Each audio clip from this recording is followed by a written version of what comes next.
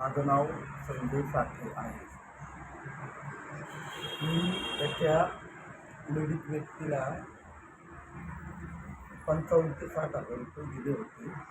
कशासाठी दिलते आपण?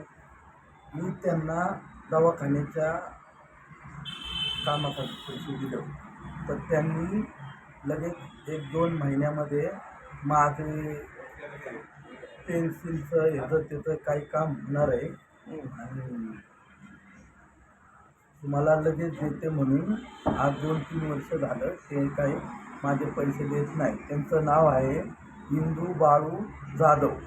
राहायला आमच्या घरापासून जवळच आहे, तळजाई माता वसाहत झोपडपट्टीमध्ये, आणि ते कॉर्पोरेशनला कामाला आहेत झाडू खात्यामध्ये.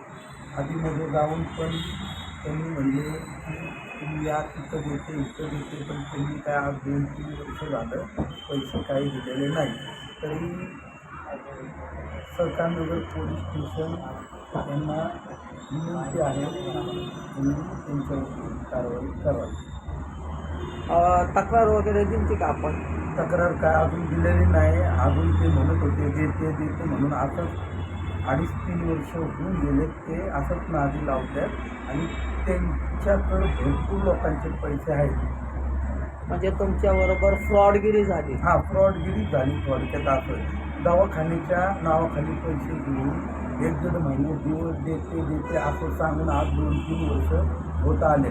मी आता उद्या सरकारनगर पद्मावती पोलीस स्टेशनला तिची तक्रार माहिती देणार आहे. माहिती व तक्रार देणार आहे चौकीला पोलीस स्टेशन.